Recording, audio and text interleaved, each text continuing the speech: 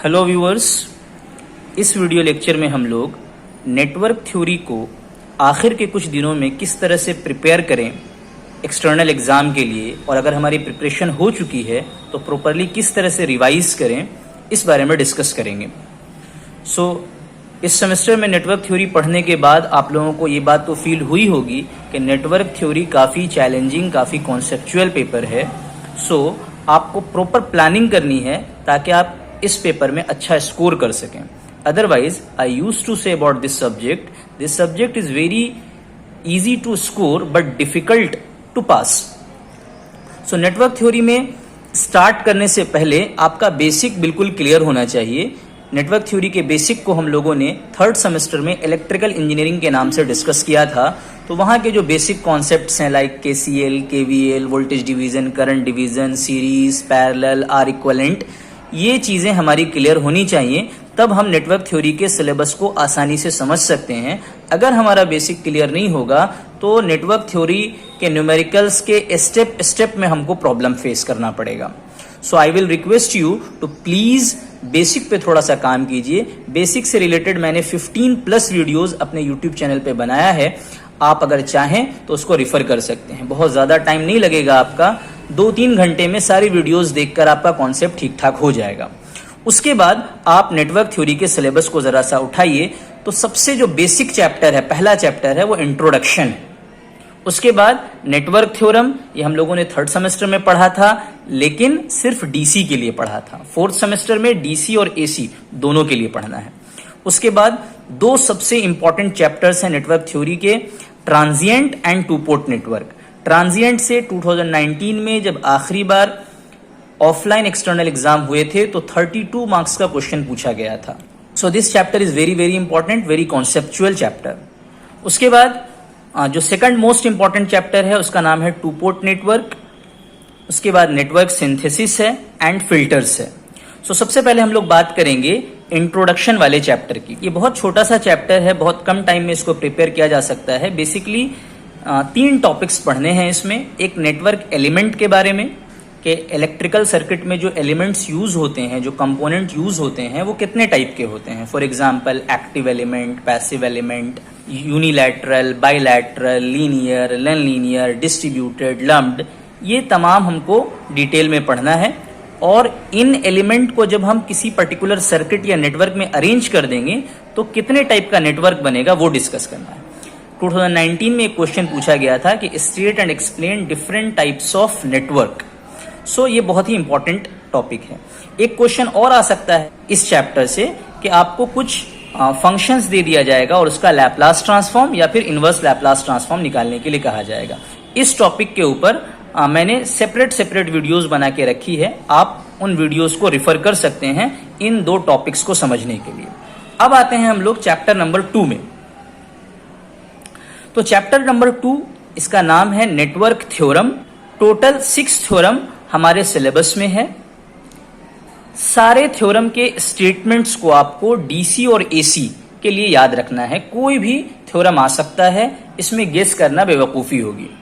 लेकिन numerical point of view से superposition theorem और थेवेनिन्स थ्योरम ज्यादा इंपॉर्टेंट होता है। लास्ट ईयर भी सुपरपोजिशन थ्योरम पूछा गया था 16 मार्क्स के लिए, जिसमें डिपेंडेंट सोर्स सर्किट में दिया गया था। उस न्यूमेरिकल को भी मैंने अपने यूट्यूब चैनल पर एक्सप्लेन किया है, सॉल्व किया है। उसके बाद अगर आप थेवेनिन्स थ्योरम से रिलेटेड न्यूमेरिकल प्रैक्टिस कर रहे हैं तो नॉर्टन्स और मैक्सिमम पावर ट्रांसफर थ्योरम की प्रैक्टिस वैसे ही हो जा रही है।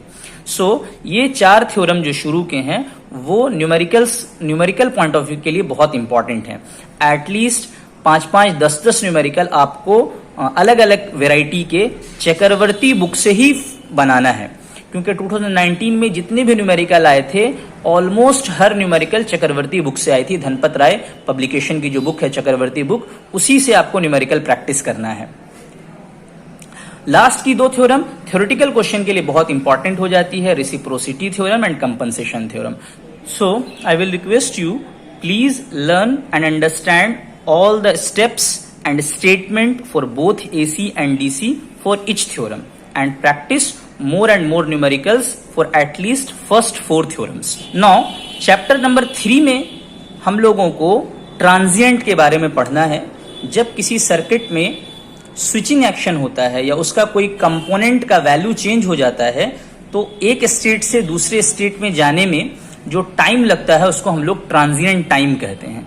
तो दो तरह का टोटल रिस्पांस जो होता है वो ट्रांजिएंट रिस्पांस और स्टेडी स्टेट रिस्पांस के इक्वल होता है।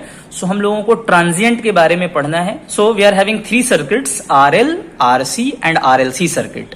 ये दोनों सर्किट को हम लोग फर्स्ट ऑर्डर सर्किट बोलते हैं और चूंकि इसमें 2 एनर्जी स्टोरिंग एलिमेंट है तो इसको हम लोग सेकंड ऑर्डर सर्किट कहते हैं। हमको ट्रांजिएंट को सॉल्व करने के लिए 2 मेथड से सॉल्व करना है, एक डिफरेंशियल इक्वेशन मेथड से और एक लैपलास ट्रांसफॉर्म मेथड से। 2019 में जो क्वेश्चन पूछा गया था तो उसमें दोनों में से किसी भी क्वेश्चन में मेथड को मेंशन नहीं किया गया था। सो अगर आप थोड़ा सा चांस लें तो कोई एक मेथड भी पढ़ सकते हैं, लेकिन अगर बाय मिस्टेक उसने मेथड मेंशन कर दिया, लैपलास ट्रांसफॉर्म मेथड बता दिया, तो फिर आपको उसी से बनाना पड़ेगा। सो इस चैप्टर को कंप्लीट 11 वीडियोस में मैंने अपने YouTube चैनल पर अपलोड किया है। आप धीरे धीरे करके एक एक करके सारी वीडियोस को देखेंगे तो कुछ न कुछ कॉन्सेप्ट आपका डेवलप होगा। उसके बाद हम लोग बात करें 2 पोर्ट नेटवर्क का, तो ये एक रिलेटिवली ट्रांजिएंट से थोड़ा सा आसान चैप्टर है। सबसे पहले तो इसमें हम लोगों को 4 तरह के पैरामीटर्स के बारे में पढ़ना है, Z parameter, Y parameter, ABCD parameter and H parameter. सबसे पहले सारे पैरामीटर्स के डिफाइनिंग इक्वेशन को थोड़ा अच्छे से समझिएगा, कौन सी क्वांटिटी डिपेंडेंट है, कौन सी क्वांटिटी इंडिपेंडेंट है, अगर इसका इक्विवेलेंट सर्किट डायग्राम तो उसको कैसे ड्रॉ करते हैं। ये तमाम चीज पढ़ने के बाद हर पैरामीटर से रिलेटेड, खास तौर से Z और Y से रिलेटेड आपको 5-5, 10-10 न्यूमेरिकल चक्रवर्ती की बुक से बनाना है। 2019 में चूंकि Z पैरामीटर पूछा गया है, so it may be possible that this year they may ask Y parameter. ठीक है, उसके बाद आपस में ये लोगों का आपस में क्या रिलेशनशिप है, यानी अगर हमको Z पैरामीटर पता है तो क्या हम ABCD पैरामीटर कैलकुलेट कर सकते हैं, अगर हमको Y पैरामीटर पता है तो क्या हम H पैरामीटर कैलकुलेट कर सकते हैं। इस टॉपिक को हम लोग रिलेशनशिप, इंटर रिलेशनशिप के नाम से पढ़ते हैं। और इंटरकनेक्शन, 2 पोर्ट नेटवर्क को आपस में हम लोग सीरीज, पैरेलल और कैस्केड में कनेक्ट कर सकते हैं। सीरीज के लिए हम लोग Z पैरामीटर को प्रीफर करते हैं, पैरेलल के लिए हम लोग Y पैरामीटर को प्रीफर करते हैं और कैस्केड कनेक्शन के लिए हम लोग ABCD पैरामीटर को प्रीफर करते हैं। सो इस तरह से यहां तक का हमारा क्लियर होता है। फिर उसके बाद T एंड पाई रिप्रेजेंटेशन, इसके अलावा और भी बहुत सारे कॉन्फ़िगरेशन के बारे में हम लोगों ने अपने YouTube चैनल पर डिस्कस किया है। इससे रिलेटेड भी, 2 पोर्ट नेटवर्क से रिलेटेड भी आपको टोटल 11 वीडियोस मेरे YouTube चैनल पे मिल जाएगी। अगर आप बारी बारी से सारी वीडियोस को देखेंगे तो न्यूमेरिकल, थ्योरी सब आपका प्रैक्टिस हो जाएगा। रिलेटिवली ये आसान चैप्टर है, so please go through this chapter. अब हम लोग आएंगे आखिर के 2 चैप्टर पे, जिसका नाम है नेटवर्क सिंथेसिस। तो देखिए, नेटवर्क सिंथेसिस को समझने के लिए ये चैप्टर्स बेसिकली बीटेक वालों को थोड़ा ज्यादा अच्छे से समझ में आएगा। आप लोग डिप्लोमा के स्टूडेंट्स हैं तो आप लोगों को थोड़ा सा इसमें पिक एंड चूज करके पढ़ना पड़ेगा।